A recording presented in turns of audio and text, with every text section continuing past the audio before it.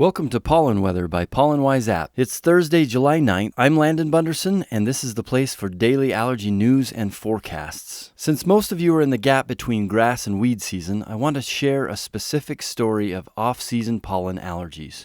But first, let's do the forecast. The forecasted high pollen levels today are calling for very high pollen in central Indiana and Illinois, northern Utah, and Monterey, Mexico. Also, all of California is going to be high today, but East Coast is still looking great. For today's mold highs, southern Central Valley and parts of Utah will be very high. Utah is just hanging on to those very high mold levels. Meanwhile, the Gulf states and much of the South are looking great. That big storm system that rolled across the eastern Dakotas has now split and will bring severe weather to Nebraska and Wisconsin. Other than those storms, there won't be really significant gusty conditions today. Fires in Southern California making air quality poor again, and the Great Lakes states are seeing poor air quality as well. But it does look like rain will clean things up on Friday for the Great Lakes states. Seasonal temperatures very hot in West Texas, eastern New Mexico, and the border of Colorado and Kansas. Pollen seasons are pretty clockwork. Spring is tree season, late spring and summer are grass season, and weed season begins in the summer and ends in the fall. There are exceptions to this, but what I just described is the general calendar for most of North America. I have a friend who only has spring allergies. He doesn't know which tree he's allergic to, but he knows that tree season is his allergy season. Once May rolls around, his allergies go away for the rest of the year. Last summer, this friend called me in early August complaining about his allergies. He had never had allergies in the summertime. I told him that it was possible that he had developed a ragweed allergy, but I wanted to investigate a little bit further.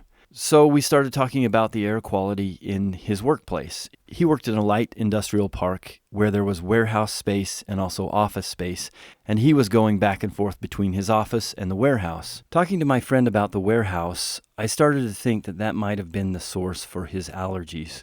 So we took in a pollen sampler, one of our automated real-time pollen sampling devices, and we set it up inside his warehouse just to see what we would find. Not surprisingly, we found a lot of dust and also ragweed pollen in there, but he wasn't supposed to be allergic to ragweed pollen. The surprising thing that we found in our air sampling was that there was oak pollen. Oak pollen at very high levels inside of this warehouse. Oak had long since stopped pollinating, so we started thinking about where the oak might be coming from. It turned out that they were using a giant swamp cooler to cool the warehouse. A swamp cooler, also known as an evaporative cooling device, uses the cooling properties of evaporating water to cool a space. So basically you force air through these wet pads, and as the air pushes through and causes some of the water to evaporate, it cools the air, because evaporation is a cooling process. You can't use this process in high humidity areas, but in the arid West we use it all the time.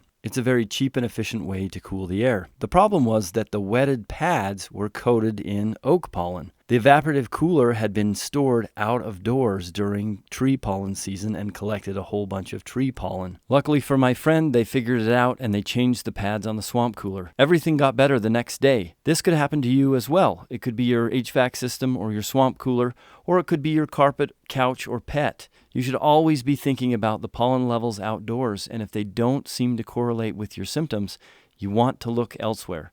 Keep a journal of your symptoms. Think about when your allergies are happening and when they're not. This might help you triangulate where the pollen or mold is coming from.